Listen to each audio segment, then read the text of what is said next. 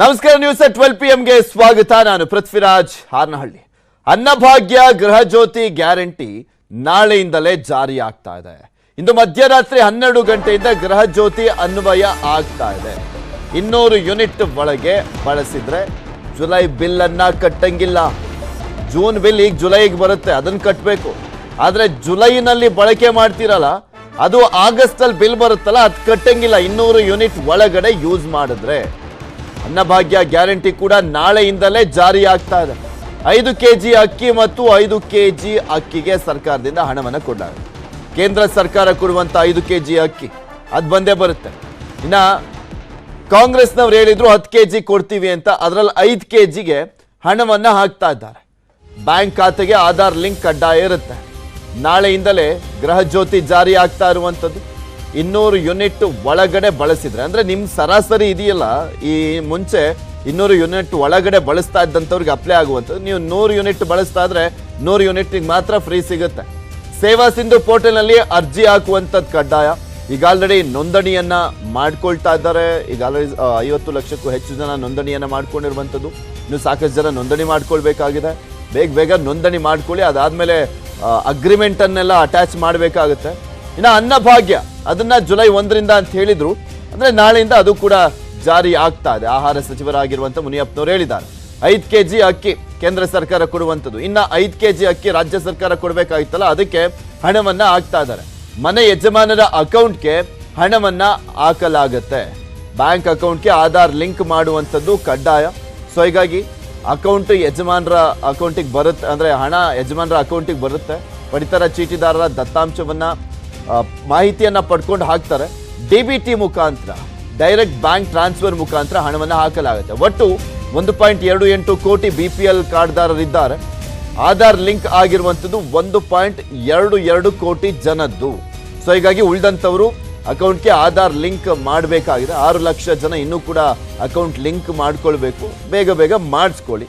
ನಾಳೆಯಿಂದಲೇ ಆ ಯೋಜನೆ ಜಾರಿ ಬರ್ತಾ ಇದೆ, ಅಂದ್ರೆ ಅನ್ನಭಾಗ್ಯ ಯೋಜನೆ ಜಾರಿಗೆ ಬರ್ತಾ ಇದೆ. ನಾಳೆಯಿಂದ ಅನ್ನಭಾಗ್ಯ ಗ್ಯಾರಂಟಿ ಜಾರಿ ಆಗ್ತಾ ಇದೆ. ಪಡಿತರ ಅಕೌಂಟ್ಗೆ ಹಣ ಹೋಗುತ್ತೆ. ಬೆಂಗಳೂರಿನಲ್ಲಿ ಆಹಾರ ಸಚಿವರಾಗಿರುವಂತ ಮುನಿಯಪ್ಪ ಅವರು ಹೇಳಿಕೆಯನ್ನು ಕೊಟ್ಟಿದ್ದಾರೆ. 90% ಅಕೌಂಟ್ ಇರುವಂತದ್ರ ಬಗ್ಗೆ ಮಾಹಿತಿ ಇದೆ ನಮ್ಗೆ. ಒಬ್ಬರಿಗೆ 170 ರೂಪಾಯಿಯನ್ನ ಕೊಡ್ತೇವೆ. ಮನೇಲಿ 4 ಜನ ಇದ್ರೆ ಒಬ್ರಿಗೆ 170 ರೂಪಾಯಿ, ಇಬ್ರು ಇದ್ರೆ 340 ರೂಪಾಯಿ ಆಗುತ್ತೆ. 4 ಜನ ಇದ್ರೆ 680 ರೂಪಾಯಿವರೆಗೂ ಬರುತ್ತೆ.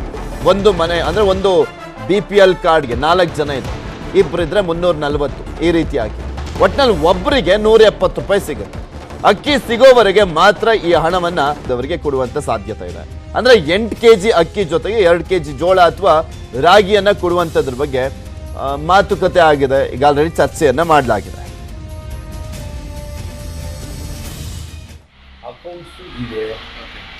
ನಾಳೆ ಪ್ರಾರಂಭ ಆಗ್ತದೆ. ಇವತ್ತು ರಾಗಿ 2 kg ಪಡೆಯುವಂಥದ್ದು ಹೆಚ್ಚಿನ ಬೇಕು ಅನ್ನುವಂಥ ಪರಿಸ್ಥಿತಿ ಬಂದಾಗ ನಾವು ಅದನ್ನು ಕೊಡುವಂಥ ಚಿಂತನೆ ಕೂಡ ಮಾಡ್ತಾ ಇದ್ದೀವಿ. ಎಲ್ಲವನ್ನೂ ಕೂಡ ನಾವು ಡಿಸ್ಕಸ್ ಮಾಡಿ ಫೈನಲ್ ಮಾಡ್ತೀವಿ. ಇವತ್ತು 2 kg ರಾಗಿ, 8 kg ಅಕ್ಕಿ ಕೊಡುವಂಥದ್ದು ಆದಷ್ಟು ಬೇಗ. ಈಗ 5 kg ಅಕ್ಕಿ ಬರ್ತಾ ಇದೆ, ಉಳಿದದ್ದನ್ನು ಕೊಡೋದಕ್ಕೆ ಬೇಗ ಪ್ರಯತ್ನ ಮಾಡ್ತೀವಿ. ಅಕೌಂಟ್ಸು ಇದೆ, ನಾಳೆ ಪ್ರಾರಂಭ ಆಗ್ತದೆ. ಇವತ್ತು ರಾಗಿ ಆಹಾರ ಸಚಿವರ ಮಾತುಗಳನ್ನ ಕೇಳಿಸ್ಕೊಳ್ತಾ ಇದ್ರೆ ನೀವು. 5 kg ಅಕ್ಕಿ ಕೇಂದ್ರ ಸರ್ಕಾರದ ಬಂದೇ ಬರುತ್ತೆ. ಇನ್ನು ಉಳಿದಂತ 5 kg ವಿಚಾರಕ್ಕೆ ಸಂಬಂಧಪಟ್ಟಂತೆ ಹಣವನ್ನು ಹಾಕುವಂತದ್ರ ಬಗ್ಗೆ ನಿರ್ಧಾರ ಮಾಡಿದಾರಲ್ಲ, ಅದು ನಾಳೆಯಿಂದ ಜಾರಿ ಆಗ್ತದೆ. ಚಿತ್ರದುರ್ಗ ನಗರದಲ್ಲಿ ನಗರ ಸಾರಿಗೆ ಬಸ್ಗಳೇ ಇಲ್ಲ. 2 ವರ್ಷಗಳ ಹಿಂದೆ ನಗರ ಸಾರಿಗೆ ಬಸ್ ಇದ್ವು.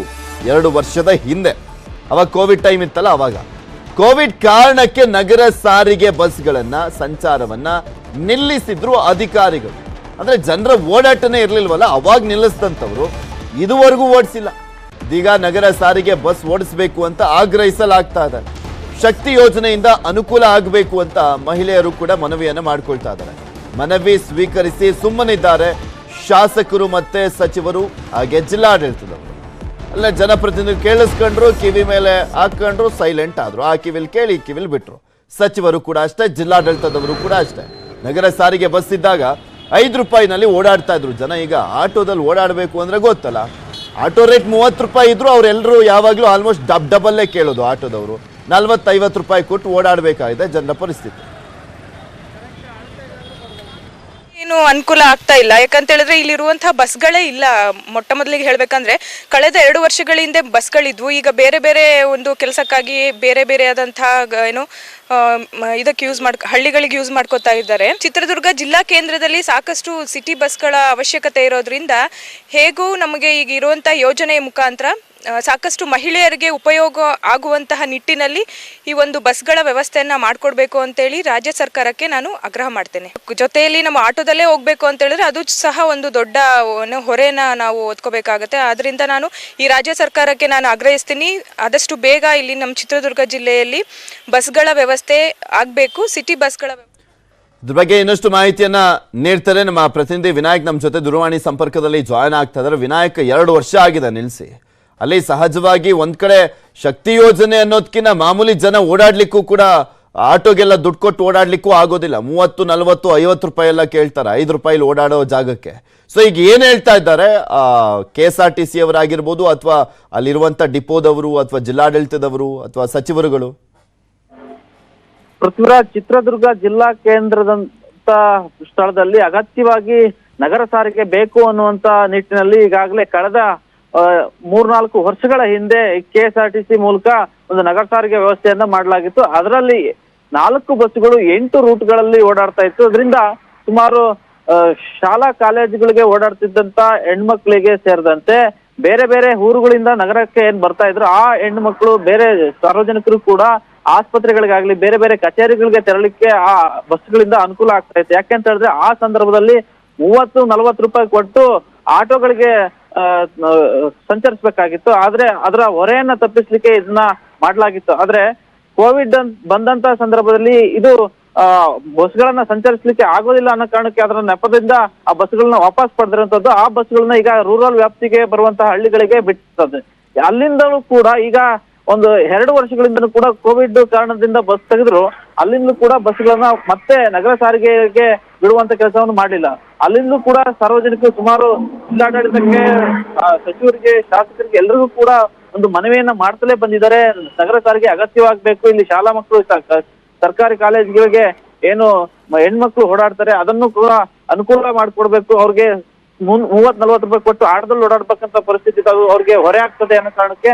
ಆದ್ರೆ ಇಲ್ಲಿವರೆಗೂ ಕೂಡ ಜಿಲ್ಲಾಡಳಿತ ಮನವಿಗಳನ್ನ ಸ್ವೀಕರಿಸುವಂತ ಕೆಲಸವನ್ನ ಮಾಡ್ತಾ ಬಂದಿದೆ ಹೊರತು ಅವ್ರಿಗೆ ಯಾವುದೇ ರೀತಿಯ ಸ್ಪಂದನೆಯನ್ನ ಮಾಡಿ ಅವ್ರಿಗೆ ಬಸ್ಗಳನ್ನ ವ್ಯವಸ್ಥೆ ಮಾಡ್ಲಿಕ್ಕೆ ಹಿಂದೇಟನ್ನ ಹಾಕಿರುವಂತದ್ದು. ಇದು ಸಾರ್ವಜನಿಕವಾಗಿ ಆಕ್ರೋಶಕ್ಕೆ ಕಾರಣವಾಗಿರುವಂತದ್ದು. ಪೃಥ್ವಿರಾಜ್, ಓಕೆ, ಧನ್ಯವಾದ ವಿನಾಯಕ್ ನಿಮ್ಮೆಲ್ಲ ಮಾಹಿತಿಗಾಗಿ. ಇನ್ನು ಫ್ರೀ ಬಸ್ನಿಂದ ವೀಕೆಂಡ್ ನಲ್ಲಿ ಮಹಿಳೆಯರ ಓಡಾಟ ಹೆಚ್ಚಾಗಿದೆ. ಶಾಲಾ ಕಾಲೇಜು ವಿದ್ಯಾರ್ಥಿಗಳಿಗೆ ತೊಂದರೆ ಆಗ್ತಾ ಇದೆ. ಬಸ್ ಸಮಸ್ಯೆಗಳ ಬಗ್ಗೆ ವರದಿಯನ್ನ ನೀಡಲಿಕ್ಕೆ ಸೂಚನೆಯನ್ನ ಕೊಡಲಾಗಿದೆ. ಶಕ್ತಿ ಯೋಜನೆ ಜಾರಿಯಾದಾಗಿನಿಂದ ಮಹಿಳೆಯರ ಓಡಾಟ ರಾಜ್ಯದಲ್ಲಿ ಹೆಚ್ಚಿದಾಗಿದೆ. ಮೊನ್ನೆ ಒಂದು ವರದಿ ನೋಡ್ತಾ ಇದ್ವಿ, ಒಂದು 25 ಲಕ್ಷ ಜನ ಎಕ್ಸ್ಟ್ರಾ ಓಡಾಡ್ತಾ ಇದ್ದಾರೆ, ಅಂದ್ರೆ ಹೆಚ್ಚಿನದಾಗಿ ಬಸ್ಸನ್ನ ಬಳಕೆ ಮಾಡ್ಕೊಳ್ತಾ ಇದ್ದಾರೆ ಅಂತ. ವೀಕೆಂಡೇ ಆಗಿರ್ಬೋದು, ಮಾಮೂಲಿ ದಿನನೇ ಆಗಿರ್ಬೋದು.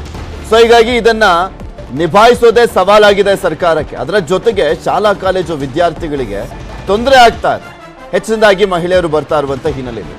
ಸೊ ಹೀಗಾಗಿ ಸಮಿತಿ ವರದಿಯ ಆಧಾರದ ಮೇಲೆ ಕೆಲ ಮಾರ್ಗಸೂಚಿಗಳನ್ನ ತರಲಾಗುತ್ತೆ ಅಂತ ರಾಮಲಿಂಗಾರೆಡ್ಡಿ ಅವರು ಹೇಳಿದ್ದಾರೆ. ಮುಂದೆ ಸ್ಮಾರ್ಟ್ ಕಾರ್ಡ್ ಕೊಡಲಿದ್ದೇವೆ, ಸಾರಿಗೆ ಸಚಿವ ರಾಮಲಿಂಗಾರೆಡ್ಡಿ ಅವರು ಹೇಳಿಕೆಯನ್ನ ಕೊಟ್ಟಿದ್ದಾರೆ. ರಾಮಲಿಂಗಾರೆಡ್ಡಿ ಅವರನ್ನ ನಮ್ಮ ಪ್ರತಿನಿಧಿ ಶರಣು ಹಂಪಿ ಮಾತನಾಡಿಸಿದ್ದಾರೆ. ಈ ಸಂದರ್ಭದಲ್ಲಿ ರಾಮಲಿಂಗಾರೆಡ್ಡಿ ಅವರು ಏನು ಹೇಳಿದ್ರು ನೋಡೋಣ. ನಮ್ಮ ಜೊತೆ ಸಾರಿಗೆ ಸಚಿವ ರಾಮಲಿಂಗಾರೆಡ್ಡಿ ಅವರಿದ್ದಾರೆ, ಅವ್ರನ್ನೇ ಮಾತಾಡ್ಸೋಣ ಏನು ಹೇಳ್ತಾರೆ ಅಂತೇಳಿ. ಸರ್, ಶಕ್ತಿ ಯೋಜನೆ ಆರಂಭ ಆದಾಗಲಿಂದ ಪ್ರಯಾಣಿಕರ ಸಂಖ್ಯೆನೂ ಕೂಡ ಜಾಸ್ತಿ ಆಗ್ತದೆ, ಅದರಲ್ಲೂ ಕೂಡ ಮಹಿಳಾ ಪ್ರಯಾಣಿಕರ ಸಂಖ್ಯೆ ಜಾಸ್ತಿ ಆಗ್ತಾ ಇದೆ. ಇದರಿಂದ ಆದಾಯಕ್ಕೆ ಸಾಕಷ್ಟು ತೊಂದರೆ ಆಗ್ತಾ ಇದೆ. ಇದನ್ನು ಹೇಗೆ ಮ್ಯಾನೇಜ್ ಮಾಡ್ತೀರಿ? ಪ್ರತಿದಿನ 20-25 ಲಕ್ಷ ಜನ ಮಹಿಳಾ ಪ್ರಯಾಣಿಕರು, ಜೊತೆಗೆ ಪುರುಷ ಪ್ರಯಾಣಿಕರು ಕೂಡ ಜಾಸ್ತಿ ಆಗಿದ್ದಾರೆ. ಆಮೇಲೆ ನಮ್ಮ ಎಷ್ಟು ಜನ ಮಹಿಳಾ ಪ್ರಯಾಣಿಕರು ಓಡಾಡ್ತಾರೋ ಅಷ್ಟು ಹಣ ನಮಗೆ ರಾಜ್ಯ ಸರ್ಕಾರ ವಾಪಸ್ ಕೊಡುತ್ತೆ. ಮತ್ತು ನಮ್ಮ ರೋಡ್ ಟ್ರಾನ್ಸ್ಪೋರ್ಟ್ ಕಾರ್ಪೊರೇಷನ್ಗಳಿಗೆ ಯಾವುದೇ ನಷ್ಟ ಇಲ್ಲ. ಹಣ ಎಲ್ಲ ನಮಗೆ ಮಹಿಳಾ ಪ್ರಯಾಣಿಕರದು ಸರ್ಕಾರದಿಂದ ವಾಪಸ್ ಬರುತ್ತೆ. ಇನ್ನೇನಾದರೂ ಸಮಸ್ಯೆಗಳಿದ್ರೆ ಸರ್ಕಾರದ ಜೊತೆ ಮಾತಾಡಿ ಪರಿಹಾರ ಕಂಡುಹಿಡ್ಕೊಡ್ತೀವಿ. ಹೇಗೆ ಸರ್, ತಿಂಗಳಿಗೆ ಒಂದ್ಸರಿ ಪೇಮೆಂಟ್ ಸರ್ಕಾರ ಕೊಡುತ್ತೆ ಅನ್ನೋ ರೀತಿ ಇರೋದಾ? ಹೇಗೆ? ಇನ್ನೊಂದು, ಪ್ರತಿ ತಿಂಗಳು ಕೊನೆ ವಾರದಲ್ಲಿ ನಮ್ಗೆ ಕೊಟ್ಬಿಡಿ ಅಂತ ಹೇಳಿದ್ದೀವಿ. ಯಾಕಂದ್ರೆ ನಮಗೆ 100 ರೂಪಾಯಲ್ಲಿ 80 ರೂಪಾಯಿ ಸ್ಯಾಲ್ರೀಸು ಡೀಸೆಲ್ಗೆ ಹೋಗುತ್ತೆ. ಅದರಿಂದ ಇದು ವೋಟ್ ಆನ್ ಅಕೌಂಟ್ ಒಂದು ಆಗಿಬಿಟ್ರೆ ಆಮೇಲೆ ಮುಂದಿನ ತಿಂಗಳಿಂದ ಯಾವ ಸಮಸ್ಯೆನೇ ಇರಲ್ಲ. ಪ್ರತಿ ತಿಂಗಳು ಸರ್ಕಾರದಿಂದ ನಮ್ಗೆ ಹಣ ಬಂದ್ಬಿಡುತ್ತೆ, ಸಹ ನಡ್ಕೊಂಡು ಹೋಗುತ್ತೆ. ಮತ್ತು ಪ್ರಯಾಣಿಕರ ಸಂಖ್ಯೆ ಕೂಡ ಜಾಸ್ತಿ ಆಗಿದೆ. ನಮ್ಮಲ್ಲಿ 24,000 ಬಸ್ ಇದೆ, 1,56,000 ಟ್ರಿಪ್ಸ್ ಇದೆ ಒಟ್ಟು 4 ಕಾರ್ಪೊರೇಷನಿಂದ. ಎಲ್ಲೋ ಒಂದು ಟ್ರಿಪ್ಪಲ್ಲಿ ಏನಾದರೂ ಒಂದು ಸಣ್ಣ ಘಟನೆ ಆಗಿಬಿಟ್ರೆ ಅದನ್ನು ಈ BJPಯವರು, ಆಮೇಲೆ ಈ ಅವ್ರದ್ದು IT ಸೆಲ್ ಇದೆ BJPಯವ್ರದ್ದು, ಸುಮ್ಮನೆ ಒಂದನ್ನು ಹಾಕ್ಬಿಟ್ಟು 1,50,000 ಟ್ರಿಪ್ಪಲ್ಲಿ ಎಲ್ಲನ ಒಂದು ಸಣ್ಣ ಘಟನೆ ಆದರೆ ಅದನ್ನು ಮಸಾಲೆ ಹಾಕಿ ಅದನ್ನು ಸುಮ್ಮನೆ ಸೋಷಿಯಲ್ ಮೀಡಿಯಾದಲ್ಲಿ ಹಾಕ್ತಾರೆ. ಅದರಿಂದ ನಾವು ಕೂಡ ನಮ್ಮ ಸಂಸ್ಥೆಯಿಂದ ಆ ಥರದ್ದೇನಾದರೂ ಅಪಪ್ರಚಾರ ಮಾಡಿದಂಥ ಸಂದರ್ಭದಲ್ಲಿ ಕೌಂಟರು ಫ್ಯಾಕ್ಟ್ ಚೆಕ್ ಮಾಡಿ ಏನು ವಾಸ್ತುಸ್ಥಿತಿ ಏನಿದೆ ನೀವು ಕೂಡ ಸೋಷಿಯಲ್ ಮೀಡಿಯಾಗೆ ಹಾಕಿ ಅಂತ ಹೇಳಿದ್ದೀನಿ. ಒಂದು ರಿಪ್ಲೈ ಕೊಡ್ಲಿಕ್ಕೆ ಸರ್, ಇದ್ರ ಜೊತೆಗೆ ಕಾಲೇಜ್ ವಿದ್ಯಾರ್ಥಿಗಳು ಹೋಗೋ ಟೈಮಿಗೆ ಏನಾದರೂ ರೆಸ್ಟ್ರಿಕ್ಷನ್ಸ್ ಮಾಡೋ ಯೋಚನೆ ಏನಾದರೂ ಇದೆಯಾ? ಹೊಸ ಮಾರ್ಗಸೂಚಿ ಎಲ್ಲೆಲ್ಲಿ ಈ ಸ್ಕೀಮ್ ಆದಮೇಲೆ ಸ್ವಲ್ಪ ರಶ್ ಆಗ್ತಾ ಇದೆ ಮತ್ತು ಶಾಲಾ ಕಾಲೇಜ್ ಮಕ್ಕಳು ತೊಂದರೆ ಆಗಬಾರ್ದು, ಇತರೆ ಪ್ರಯಾಣಿಕರು ತೊಂದರೆ ಆಗಬಾರ್ದು, ಅದಕ್ಕೆ ಒಂದು ಪ್ಲಾನ್ ಮಾಡೋದಕ್ಕೆ ಒಂದು ಟೀಮ್ ರೆಡಿ ಮಾಡಿದ್ದಾರೆ. ಆ ಟೀಮ್ ವರದಿ ಕೊಟ್ಟ ಮೇಲೆ ಸೆಟರೇಟ್ ಮಾಡ್ತಾರೆ. ಶಕ್ತಿ ಯೋಜನೆ ಆರಂಭ ಆದಾಗಿಂದ ತಮ್ಮ ಇನ್ನೊಂದು ಖಾತೆನೂ ಇದೆ, ಮುಜರಾಯಿ ಖಾತೆ. ಸೊ ಪುಣ್ಯಕ್ಷೇತ್ರಗಳಿಗೆ ಹೋಗೋ ಸಂಖ್ಯೆನೂ ಜಾಸ್ತಿ ಆಗಿದೆ ಮತ್ತು ಅಲ್ಲಿ ರೆವಿನ್ಯೂ ಕೂಡ ಜಾಸ್ತಿ ಆಗ್ತಾ ಇದೆ ಅಂತ ಮಾಹಿತಿ ಬರ್ತಾ ಇದೆ. ಅದು ಈ ತಿಂಗಳ ಕೊನೆಯಲ್ಲಿ ಗೊತ್ತಾಗುತ್ತೆ. ಒಟ್ಟಲ್ಲಿ ರಶ್ ಅಂತೂ ಜಾಸ್ತಿ ಆಗಿದೆ, ಹುಂಡಿಗಳ ಎಣಿಕೆಯಲ್ಲೂ ಕೂಡ ಜಾಸ್ತಿ ಇದೆ. ಅದು ಇನ್ನೂ ಇಲ್ಲ, ಅದು ತಿಂಗಳಿಗೊಂದ್ಸಲಿ ಎಣಿಕೆ ಮಾಡ್ತಾರಲ್ಲ, ಸಹಜವಾಗಿ ಆಗುತ್ತೆ ಬಿಡಿ, ಜಾಸ್ತಿ ಆಗುತ್ತೆ. ಸರ್, ಸ್ಮಾರ್ಟ್ ಕಾರ್ಡ್ ಯಾವಾಗ ಸರ್? ಯಾಕಂದ್ರೆ ನೀವು ಆರಂಭದಲ್ಲಿ ಹೇಳಿದ್ರಿ ಇದಾದ ಒಂದು 2 ತಿಂಗಳೊಳಗಡೆ ಸ್ಮಾರ್ಟ್ ಕಾರ್ಡ್ ಶುರು ಮಾಡ್ತೀವಿ ಅಂತೇಳಿ, ಯಾವಾಗ ಸರ್? ಈಗ ಸರ್ಕಾರ ಹಣ ಕೊಡೋದ್ರಿಂದ ಕ್ಯಾಬಿನೆಟ್ ಕಳಿಸ್ತಾ ಇದ್ದೀವಿ. 4 ಕಾರ್ಪೊರೇಷನ್ಗೆ ಒಂದೇ ಕಾರ್ಡ್ ಇರುತ್ತೆ. ಯಾವಾಗಿಂದ ಶುರು ಆಗ್ಬೋದು ಸರ್? ಕ್ಯಾಬಿನೆಟ್ ಅನುಮತಿ ಆದ ತಕ್ಷಣ ಮಾಡ್ತೀವಿ. ಈಗ ಪ್ರಯಾಣಿಕರಿಗಂತೂ ಏನು ತೊಂದರೆ ಇಲ್ಲ, ಒಂದು ಚೀಟಿ ತೋರಿಸ್ಬಿಟ್ಟು, ಗುರುತಿನ ಚೀಟಿ ತೋರಿಸ್ಬಿಟ್ಟು ಹೋಗ್ತಾ ಇದ್ದಾರೆ, ಯಾವ ಸಮಸ್ಯೆನೂ ಇಲ್ಲ. ಇದು ಸಾರಿಗೆ ಸಚಿವ ರಾಮಲಿಂಗಾರೆಡ್ಡಿ ಅವರ ಮಾತು. ಬೆಂಗಳೂರಿನಿಂದ ಕ್ಯಾಮರಾ ಪರ್ಸನ್ ಗುರುಶೇಖರ್ ಜೊತೆ ಶರಣು ಹಂಪಿ, ನ್ಯೂಸ್ 18. ಚುನಾವಣೆಯಲ್ಲಿ ಸೋತಂತ ಬಿಜೆಪಿಗೆ ಈಗ ರೆಬಲ್ಗಳ ಟೆನ್ಷನ್ ಶುರುವಾಗ್ಬಿಟ್ಟಿದೆ. ಕೆಸರು ಚಾಟದಲ್ಲಿ ತೊಡಗಿರುವಂತದ್ದು ಬಿಜೆಪಿ ಪಕ್ಷದಲ್ಲಿ ಅವರವರ ನಾಯಕರುಗಳ ವಿರುದ್ಧನೇ ಮಾತನಾಡ್ತಾ ಇದ್ದಾರೆ. ಹೊಂದಾಣಿಕೆ ಬಗ್ಗೆ ಮಾತನಾಡ್ತಾರೆ, ಅವ್ರು ಇವ್ರನ್ನ ಸೋಲ್ಸಿದ್ರು ಅಂತಾರೆ, ಅವ್ರು ಸರಿ ಇಲ್ಲ ಇವ್ರು ಸರಿ ಇಲ್ಲ ಅಂತ ಹೇಳ್ತಾ ಇದ್ದಾರೆ. ಸೋಲಿನ ವಿಚಾರಕ್ಕೆ ನಾಯಕರ ನಡುವೆ ಕಚ್ಚಾಟ, ರಾಜ್ಯಾಧ್ಯಕ್ಷ ಹುದ್ದೆ ವಿಚಾರಕ್ಕೂ ಕೂಡ ಒಳ ಜಗಳ, ವಾಕ್ಸಮರ ನಡೀತಾ ಇದೆ. ಹಲವು ನಾಯಕರಿಗೆ ಶೋಕಾಸ್ ನೋಟಿಸ್ ಅನ್ನ ಜಾರಿ ಮಾಡಲಾಗಿದೆ. ಅದು ಎಷ್ಟು ಮಟ್ಟಿಗೆ ಮಹತ್ವ ಇದೆಯೋ ಗೊತ್ತಿಲ್ಲ, ಬಿಕಾಸ್ ಈ ಹಿಂದೆನೂ ಕೂಡ ಎಲ್ಲ ಜಾರಿಯಾಗಿತ್ತು. ಬಟ್ ಅದಕ್ಕೆ ಮಹತ್ವನೇ ಇಲ್ಲ ಅನ್ನುವ ರೀತಿಯಲ್ಲೇ ಕೆಲವು ನಾಯಕರು ಮಾತನಾಡ್ತಾನೆ ಇದ್ರು, ಮುಂದುವರಿಸ್ತಾನೆ ಇದ್ರು, ಡೋಂಟ್ ಕೇರ್ ಅಂದಿದ್ರು. ಪಕ್ಷಕ್ಕೆ ಬಿಜೆಪಿ ಕಚೇರಿಯಲ್ಲಿ ಪ್ರಮುಖ ನಾಯಕರ ಸಭೆ ಇದೆ. ಆ ಸಭೆಯಲ್ಲಿ BS ಯಡಿಯೂರಪ್ಪನವರು, ಬಸನಗೌಡ ಪಾಟೀಲ್ ಯತ್ನಾಳ್ ಸೇರಿದಂತೆ ಹಲವು ಜನ ಭಾಗಿಯಾಗ್ತಿದ್ದಾರೆ. ಬಿಜೆಪಿ ರಾಷ್ಟ್ರೀಯ ಪ್ರಧಾನ ಕಾರ್ಯದರ್ಶಿ CT ರವಿ, ಬಿಜೆಪಿ ರಾಜ್ಯಾಧ್ಯಕ್ಷ ನಳಿನ್ ಕುಮಾರ್ ಕಟೀಲ್, ಮಾಜಿ ಸಚಿವ ಗೋವಿಂದ ಕಾರಜೋಳ ಇವರೆಲ್ಲರೂ ಕೂಡ ಈಗ ಆಗಮಿಸಿದ್ದಾರೆ. ಇದ್ರ ಬಗ್ಗೆ ಇನ್ನಷ್ಟು ಮಾಹಿತಿಯನ್ನು ನೀಡ್ತಾ ಹೋಗ್ತಾರೆ ನಮ್ಮ ಪ್ರತಿನಿಧಿ ಕೃಷ್ಣ ನಮ್ಮ ಜೊತೆ ನೇರ ಸಂಪರ್ಕದಲ್ಲಿ ಜಾಯಿನ್ ಆಗ್ತಾ ಇದ್ದಾರೆ. ಕೃಷ್ಣ, ಮಹತ್ವದ ಸಭೆ ನಡೀತಾ ಇರುವ ರೀತಿ ಕಾಣಿಸ್ತಾ ಇದೆ, ಅಪ್ಡೇಟ್ಸ್ ಏನ್ ಸಿಗ್ತಾ ಇದೆ ಈಗ?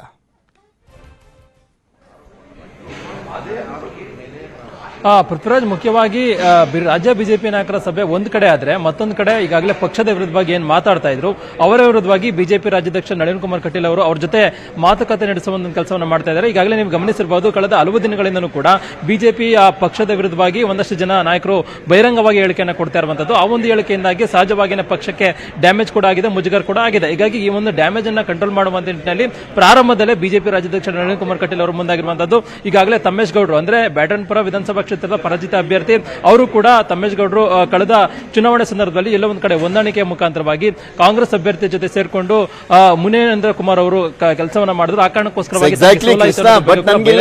ಕುತೂಹಲ ಅಂದ್ರೆ ನಳಿನ್ ಕುಮಾರ್ ಕಟೀಲ್ ಅವರ ಒಂದು ಮಾತುಗಳಿಗೆ ಮಹತ್ವ ಇದೆಯಾ ಬಿಜೆಪಿ ಪಕ್ಷದಲ್ಲಿ ಅಂತ. ಈ ಹಿಂದೆನೂ ಸಾಕಷ್ಟು ಜನ ಮಾತನಾಡ್ತಾ ಇದ್ರು, ನೋಟಿಸ್ ಕೊಟ್ಟಿದ್ರು ಅಂತ ಹೇಳ್ತಾ ಇದ್ರು. ನೋಟಿಸ್ ಕೊಟ್ಟಂತವ್ರು ಡೋಂಟ್ ಕೇರ್ ಅನ್ನುವ ರೀತಿಯಲ್ಲೇ ಮಾತನಾಡ್ತಾ ಇದ್ರು. ಇನ್ನು ಮಹತ್ವ ಉಳಿಸ್ಕೊಂಡಿದಾರಾ?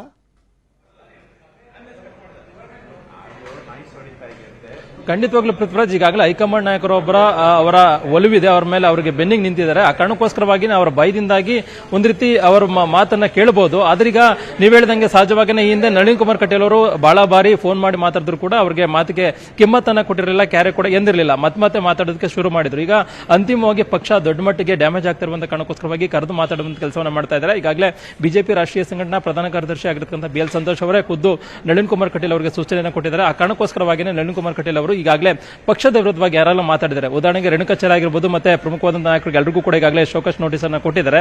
ರೇಣುಕಾಚಾರ್ಯನವರು ಕೂಡ ಸಭೆಗೆ ಕರೆದಿದ್ದಾರೆ, ಆದರೆ ಇನ್ನೂ ಕೂಡ ರೇಣುಕಾಚಾರ್ಯ ಅವರು ಬಂದಿಲ್ಲ.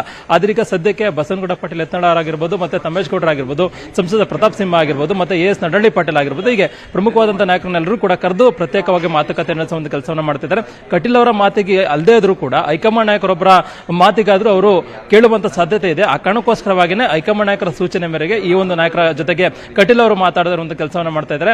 ಆ ಮುಖಾಂತರವಾಗಿ ಬರುವಂತ ದಿನಗಳಲ್ಲಿ ಯಾವುದೇ ಕಾರಣಕ್ಕೂ ಕೂಡ ಬಹಿರಂಗವಾದಂತಹ ಹೇಳಿಕೆಯನ್ನು ಕೊಡಬಾರದು.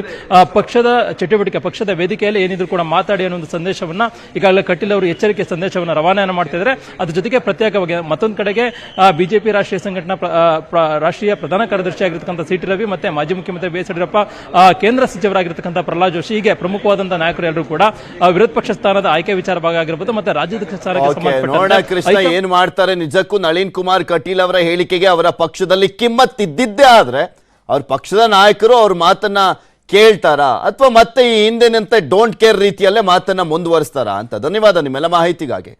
Welcome back. ಕೊಪ್ಪಳದಲ್ಲಿ ಕಟ್ಟಡವನ್ನ ನವೀಕರಣ ಮಾಡುವಂತ ಹೆಸರಿನಲ್ಲಿ ದುಡ್ಡನ್ನ ವ್ಯಯಿಸಲಾಗ್ತಾ ಇದೆ. 2 ಕೋಟಿ ದುಡ್ಡನ್ನ ವ್ಯಯ ಮಾಡಿ ನಗರಸಭೆ ಕಟ್ಟಡವನ್ನ ನವೀಕರಣ ಮಾಡ್ತಾ ಇದೆ. ಕಾಮಗಾರಿ ಸ್ಥಗಿತಕ್ಕೆ ಸೂಚನೆ ಕೊಟ್ಟಿದ್ದರೂ ಕೂಡ ಡೋಂಟ್ ಕೇರ್. ಇಲ್ಲಿ ದುಡ್ಡು ಹೊಡಿಬೋದಲ್ಲ ಚೆನ್ನಾಗಿ, ಯಾರು ಸೂಚನೆ ಕೊಟ್ರೇನಂತೆ ಆಮೇಲೆ ನಮ್ಗೆ ಗೊತ್ತಿಲ್ಲ ಅನ್ಬೋದಲ್ಲ. 10 ವರ್ಷಗಳ ಹಿಂದೆ ನಿರ್ಮಿಸಿದ್ದಂತ ನಗರಸಭೆ ಕಟ್ಟಡ ಅದು. ಇದೀಗ 2 ಕೋಟಿ ಖರ್ಚು ಮಾಡಿ ನವೀಕರಣ ಮಾಡ್ತಾ ಇದ್ದಾರೆ. ನಗರದಲ್ಲಿ ಮೂಲಭೂತ ಸೌಲಭ್ಯಗಳೇ ಇಲ್ಲ, ಈಗ ಅದನ್ನ ನವೀಕರಣ ಮಾಡ್ತಾ ಇದಾರಂತೆ. ನಗರಸಭೆ ಕಟ್ಟಡವನ್ನು, ಹೊಸ ಕಟ್ಟಡನೇ ಬಂದು ಹೋಗಿರೋದಪ್ಪ. 2 ಕೋಟಿ ಇಲ್ಲಿ ನವೀಕರಣ ಮಾಡೋ ಬದಲು ಕಟ್ಟಡ ನವೀಕರಣದಲ್ಲಿ ಭ್ರಷ್ಟಾಚಾರ ನಡೀತಾ ಇದೆ ಅನ್ನುವಂಥ ಆರೋಪ. ಗೌರ್ಮೆಂಟ್ ಕೆಲಸದಲ್ಲಿ ಕಾಮಗಾರಿಲಿ ಯಾವುದ್ರಲ್ಲಿ ಭ್ರಷ್ಟಾಚಾರ ನಡೀತಾ ಇಲ್ಲ ಅನ್ನುವಂಥದ್ದನ್ನ ಯಾರಾದರೂ ಪ್ರೂವ್ ಮಾಡಿಬಿಟ್ರೆ ಅವ್ರಿಗೊಂದು ಯಾವುದಾದ್ರೂ ಅವಾರ್ಡ್ ಕೊಟ್ಬಿಡ್ಬೋದು. ಸ್ಥಳೀಯ ಬಿಜೆಪಿ ನಾಯಕರಿಂದ ಗಂಭೀರವಾದಂಥ ಆರೋಪ. ಈ ಬಗ್ಗೆ ನನಗೇನು ಗೊತ್ತಿಲ್ಲ ಅಂತ ಶಾಸಕ ಹಿಟ್ನಾಳ್ ಹೇಳ್ತಾ ಇದ್ದಾರೆ. ನಿಯಮ ಪಾಲಿಸದ ಅಧಿಕಾರಿಯ ವಿರುದ್ಧ ಶಿಸ್ತು ಕ್ರಮ ಕೈಗೊಳ್ಳಲಿಕ್ಕೆ ನಗರಾಭಿವೃದ್ಧಿ ಕೋಶದ ಅಧಿಕಾರಿಯಿಂದ ಪತ್ರವನ್ನ ಬರೆಯಲಾಗಿದೆ. ನೋಡಿದ್ರೇನೆ ಗೊತ್ತಾಗುತ್ತೆ ಕೆಲವೊಂದು ಕಡೆ ಇದು ಕಳಪೆ ಕಾಮಗಾರಿನ, ಇದ್ರಲ್ಲಿ ದುಡ್ಡು ಹೊಡಿತಾ ಇದ್ದಾರಾ ಏನು ಅಂತ ನೋಡಿದ್ರೇನೆ ಗೊತ್ತಾಗುತ್ತೆ. ಆದ್ರೂ ಕೂಡ ಎಲ್ರಿಗೂ ಏನೇನು ಬರಬೇಕು ಅವ್ರವ್ರ ಪಾಲಿಗೆ ಬರ್ತಾ ಇರುತ್ತೆ. ಸೊ ಸೈಲೆಂಟ್ ಆಗಿರ್ತಾರೆ ಅಷ್ಟೇ. ಕೊಪ್ಪಳ ನಗರಸಭೆ ಅನ್ನೋದು ಭ್ರಷ್ಟಾಚಾರ ಅಧಿಕಾರಿಗಳಿಗೆ ATM ಇದ್ದಂಗೆ ಒಂದು ಅದೇ ಇದು. ಯಾವುದೇ ನಗರಸಭೆ ಸದಸ್ಯರ ಗಮನಕ್ಕೆ ತರಲಾರದೆ ನವೀಕರಣಕ್ಕೆ ತಾವೇ ಅಧಿಕಾರಿಗಳು ಇದು ಚಾಲನೆ ಕೊಟ್ಟಿದ್ದಾರೆ. ಯಾವ ನಗರಸಭೆ ಸದಸ್ಯರ ಗಮನಕ್ಕೆ ಇರೋಲ್ಲ. ಹಲವಾರು ಬೇರೆ ಕಾಮಗಾರಿ ಬಗ್ಗೆ ಲೆಟ್ರ್ ಕೊಟ್ಟರು ವಾರ್ಡಿನ ಬಗ್ಗೆ ಅದಕ್ಕೆ ಅನುದಾನ ಇಲ್ಲ ಅಂತಂದು ಕೊರತೆ ಹೇಳ್ತಾರೆ. ಆಮೇಲೆ ಸರ್ಕಾರ ಆದೇಶವನ್ನು ಮಾಡಿದ್ರೂ ತಡೆ ಹಿಡಿರೋಂಥದ್ದು ಸರ್ಕಾರ ಆದೇಶ ಮಾಡಿದ್ರು ಸರ್ಕಾರನ ಗಾಳಿಗೆ ತೂರಿ ಅಧಿಕಾರಿಗಳು ಭ್ರಷ್ಟಾಚಾರ ಕಂಡು ಬರ್ತದೆ. ಮೇಲಧಿಕಾರಿಗಳು ಸ್ಟ್ರಿಕ್ ಮಾಡಿದ್ರೆ ಅದು ಹೆಂಗೆ ಕಾಮಗಾರಿ ಚಲ್ಬೇಕವ್ರು? ಹಂಗಾರೆ ಮೇಲಧಿಕಾರಿಗಳು ಹಂಗಾರೆ ಶಾಮೀಲಾಗಿರೋಂಥ ನಮ್ಮ ಬಯಕೆ. ಈಗ ಸದಸ್ಯರು ಏನು ಇದನ್ನು ತೆಗೆದುಕೊಂಡಿದ್ದಾರೆ, ನಾನು ಕಮಿಷನರ್ ಹತ್ರ ಮಾಹಿತಿ ತೆಗೆದುಕೊಂಡು ಮೊದಲೇ ಆದ್ಯತೆಯಾಗಿ ಸ್ವಚ್ಛತೆಗೆ ಹೆಚ್ಚು ಒತ್ತು ಕೊಡಲಿಕ್ಕೆ ಕ್ರಮ ವಹಿಸಲಿಕ್ಕೆ ಕಮಿಷನರ್ ಅವರಿಗೂ ಕೂಡ ಸೂಚನೆ ಕೊಡ್ತೇನೆ. ಮತ್ತು ಇದು ನವೀಕರಣ ಆಗಬಾರ್ದಂತಿಲ್ಲ, ಮೂಲಭೂತವಾಗಿ ಏನೇನು ಮಾಡಬೇಕಾಗಿದೆ ಸಾರ್ವಜನಿಕ ಅದನ್ನು ಮಾಡಿ ಹೆಚ್ಚುವರಿಯಾಗಿ ಇದನ್ನು ಮಾಡಿ. ಇದ್ರ ಬಗ್ಗೆ ಇನ್ನಷ್ಟು ಮಾಹಿತಿಯನ್ನು ನೀಡ್ತಾರೆ ನಮ್ಮ ಕೊಪ್ಪಳದ ಪ್ರತಿನಿಧಿ ಶರಣಪ್ಪ ಬಾಚಲಾಪುರ ನಮ್ಮ ಜೊತೆ ನೇರ ಸಂಪರ್ಕದಲ್ಲಿ ಜಾಯ್ನ್ ಆಗಿದ್ದಾರೆ. ಶರಣಪ್ಪ, 10 ವರ್ಷದ ಕಟ್ಟಡ ನೆಟ್ಗಿಲ್ಲ ಅಂದ್ಬಿಟ್ಟು 2 ಕೋಟಿ ರಿಲೀಸ್ ಮಾಡಿದ್ದಾರೆ. ಇನ್ನೊಂದು ಹೊಸ ಕಟ್ಟಡನೇ ಬಂದಿರೋದು, ಅದರಲ್ಲಿ ಮತ್ತೆ ಭ್ರಷ್ಟಾಚಾರ ನಡೀತಾ ಇದೆ, ಕಳಪೆ ಕಾಮಗಾರಿ. ಜಿಲ್ಲಾಡಳಿತ ಗಮನಕ್ಕೂ ಬಂದಿಲ್ವಾ? ಅದನ್ನೆಲ್ಲ ಯಾರೋ ಒಬ್ರು ಹೇಳ್ದಾಗ್ಲೇ ಗೊತ್ತಾಗ್ಬೇಕಾ? ಕೆಲವೊಂದು ಕಟ್ಟಡಗಳನ್ನ ನೋಡ್ತಿದ್ದಾಗ್ಲೇ ಗೊತ್ತಾಗುತ್ತೆ ಇದೊಂದು ಕಳಪೆ ಕಾಮಗಾರಿಯ ಕಟ್ಟಡ ಅಂತ. ಏನು ಅವಿನಾಶ್, ಇಲ್ಲಿ ಇರೋದು ಕೊಪ್ಪಳದ ನಗರಸಭೆ ಇದೆ. ಇದು ನಿರ್ಮಾಣ ಆಗಿ ಸುಮಾರು ಒಂದು 10 ರಿಂದ 15 ವರ್ಷ ಮಾತ್ರ. ಇಂಥ ಕಟ್ಟಡನೇ ಈಗ ನವೀಕರಣಕ್ಕಾಗಿ ಮತ್ತೊಂದಿಷ್ಟು 2.5 ಕೋಟಿಯನ್ನ ಇಲ್ಲಿ ಹಾಕಿದ್ರು ಅಂತ ಕೇಳಿದೆ. ಇಲ್ಲಿ ಸರ್ಕಾರದ ಹಣ ಅಥವಾ ಸಾರ್ವಜನಿಕ ಹಣವನ್ನ ಪೋಲ್ ಆಗ್ತಾ ಇತ್ತೆ. ಪೋಲ್ ಆಗ್ತುವಂತ ಹಣವನ್ನ ತಡಿಬೇಕು ಅನ್ನುವಂತ ನಿಟ್ಟಿನಲ್ಲಿ ಇಲ್ಲಿಯ ನಗರಸಭೆಯ ಕೆಲವು ಸದಸ್ಯರು, ಅದರಲ್ಲಿ ಸೋಮಣ್ಣಹಳ್ಳಿ ಅನ್ನೋರು ಅಲ್ಲಿ ಜಿಲ್ಲಾಧಿಕಾರಿಗಳಿಗೆ ಒಂದು ಮನವಿಯನ್ನು ಕೊಡ್ತಾರೆ. ನಗರಾಭಿವೃದ್ಧಿ ಕೋಶಕ್ಕೆ ಮನವಿ ಕೊಟ್ಟು ಇದನ್ನು ಸ್ಥಗಿತಗೊಳಿಸಿರಿ ಅಂತ ಒಂದು ಮನವಿ ಕೊಡ್ತಾರೆ. ಆ ನಿಟ್ಟಿನಲ್ಲಿ ನಗರಾಭಿವೃದ್ಧಿ ಕೋಶದವರು ಒಂದು ಲೆಟರ್ ಇದು ಮಾಡಿ ಈಗ ಕಾಮಗಾರಿಯನ್ನು ಸ್ಥಗಿತಗೊಳಿಸ್ರಿ, ಮುಂದೆ ಅದನ್ನ ಯಾಕೆ ಇದ್ರ ಮೇಲೆ ಶಿಸ್ತು ಕ್ರಮ ಇದನ್ನ ಅನಾವಶ್ಯಕವಾಗಿ ಕಾಮಗಾರಿ ತೆಗೆದುಕೊಂಡಿರಿ, ಇದ್ರ ಮೇಲೆ ನಿಯಮಬದ್ಧವಾಗಿ ತೆಗೆದುಕೊಡ್ರಿ, ಇಲ್ಲದೇ ಇದ್ರೆ ನಿಮ್ಮ ಮೇಲೆ ಶಿಸ್ತು ಕ್ರಮ ಅಂತ ಅವರು ಸೂಚನೆ ಕೊಟ್ಟಿದ್ದಾರೆ. ಆ ಸೂಚನೆಗೂ ಸಹ ಇಲ್ಲಿ ನಗರಸಭೆ ಕೇರ್ ಮಾಡ್ತಾ ಇಲ್ಲ. ಇಲ್ಲಿ ಇರುವಂತ ಆಡಳಿತ ಪಕ್ಷದವರು ಆಯ್ತು ಮತ್ತೆ ವಿರೋಧ ಪಕ್ಷರು ಬಹುತೇಕ ಸಹ ಈ ಬಗ್ಗೆ ನಗರಸಭೆ ಸದಸ್ಯರು ಸಹ ಹೆಚ್ಚು ನಾನು ಪೃಥ್ವಿರಾಜ್ ಮಾತಾಡ್ತಿರೋದಿಲ್ಲಿ. ಈಗ ಬಿಜೆಪಿ ನಾಯಕರು ಮಾತನಾಡ್ತಾ ಇದಾರಲ್ಲ, ಅವ್ರ ಸರ್ಕಾರನೇ ಇತ್ತು, ಏನ್ ಇವಾಗ ಕಾಮಗಾರಿ ಶುರುವಾಗಿದ್ದ? ಅವಾಗ್ಲೇನೆ ಯಾರಿಗಾದ್ರೂ ಉಸ್ತುವಾರಿ ಸಚಿವರಿಗೆ ಹೇಳ್ಬಿಟ್ಟು ತನಿಖೆ ಮಾಡಿಸ್ಬೋದಿತ್ತಲ್ಲ? ಅಲ್ಲ, ಈಗ ಹಿಂದಿನ ಕಟ್ಟಡ ಆಗಿದ್ದು ಸುಮಾರು ಇದಕ್ಕಾಗಿದ್ರು ಬಿಜೆಪಿ ಸರ್ಕಾರ ಇರ್ಲಿಲ್ಲ. ಆದ್ರೆ ನಂತರ ಬಂದಿರುವಂತದ್ದು ಈಗೇನು ಈಗ ಏನು ಎಲೆಕ್ಷನ್ ಸಂದರ್ಭದಲ್ಲಿ ಇದಕ್ಕೆ ಒಂದು ಅಪ್ರೂವ್ ತಗೊಂಡಿರ ಅಂತ ಒಂದು ನಗರಸಭೆ ಹೇಳ್ತಾರೆ. ಆದ್ರೆ ಇಲ್ಲಿ ನಗರಸಭೆಯಲ್ಲಿ ಯಾವುದೇ ಚರ್ಚೆ ಆಗಿಲ್ಲ, ನೇರವಾಗಿ ನಗರಸಭೆಯವರು ತಾವೇ ತೆಗೆದುಕೊಂಡಿದ್ದಾರೆ ಅನ್ನೋದು ಒಂದು ಆರೋಪ ಇದೆ. ಆ ಬಗ್ಗೆ ಸರಿಯಾದ ದಾಖಲೆಗಳು ಇಲ್ಲದ ಒಂದು ಇದೆ. ಈಗೇನು ಹೊಸ ಸರ್ಕಾರ ಬಂದ ನಂತರ ಇದು ನಡೆದಿರೋದು. ಮತ್ತೆ ಇಲ್ಲಿ ಗಮನಿಸಬೇಕಾಗಿದ್ದು, ಇಲ್ಲಿ ಮೊದಲು ಇಂದನು 3 ಬಾರಿ ಈಗ ಆಯ್ಕೆಯಾಗಿರುವಂತಹ ರಾಘವೇಂದ್ರ ಹಿಟ್ನಾಳರೇ ಇರೋದ್ರಿಂದ ಮತ್ತು ಇಲ್ಲಿ ನಗರಸಭೆಯಲ್ಲಿ ಕಾಂಗ್ರೆಸ್ ಸರ್ಕಾರವೇ ಇರೋದ್ರಿಂದ ಮತ್ತು ಆಡಳಿತ ಇರೋದ್ರಿಂದ ಇಲ್ಲಿ ಸಹಜವಾಗಿ ವಿರೋಧ ಪಕ್ಷದ ಇರ್ಬೇಕಂತ ಇಲ್ಲಿ ವಿರೋಧ ಪಕ್ಷದ 12 ಜನ ಬಿಜೆಪಿ ಸದಸ್ಯರಿದ್ರು ಸಹ ಬಹುತೇಕರು ಅವರು ಸಹ ಬಹಳಷ್ಟು ಮಾತಾಡಿದ್ದು ಕಡಿಮೆ. ಆದ್ರೆ ನಗರಸಭೆಯಲ್ಲಿರುವಂತಹ ಸೋಮಣ್ಣಹಳ್ಳಿ ಮಾತ್ರ ಇದಕ್ಕೆ ಧ್ವನಿತಾರೆ. ಅವರಿಗೆ ಹೆಚ್ಚು ಸಪೋರ್ಟ್ ಕೊಡ್ಬೇಕಾಗಿದೆ. ಜೊತೆಗೆ ಇಲ್ಲಿ ಕೊಪ್ಪಳ ಇಡೀ ನಗರದಲ್ಲಿ ಯಾವುದೂ ಸ್ವಚ್ಛ ಇಲ್ಲ, ಮಳೆಗಾಲದಲ್ಲಿ ಚರಂಡಿ ತುಂಬಿಕೊಳ್ತೇವೆ ಮತ್ತು ರಸ್ತೆ ಸರಿ ಇಲ್ಲ. ಇಂಥ ಸಂದರ್ಭದಲ್ಲಿ ಇಲ್ಲಿ ಸಾಕಷ್ಟು ಸಮಸ್ಯೆ ಇದ್ದಾಗ ಕಟ್ಟಡವನ್ನು ನವೀಕರಣ ಬೇಕಾಗಿತ್ತ, ಅವಶ್ಯಕತೆ ಇತ್ತ ಅನ್ನುವಂತ ಮಾತು ಕೇಳಿ ಬರ್ತಾ ಇದೆ. ಪೃಥ್ವಿ. ಓಕೆ, ಧನ್ಯವಾದ ಶರಣಪ್ಪ ನಿಮ್ಮೆಲ್ಲ ಮಾಹಿತಿಗಾಗಿ.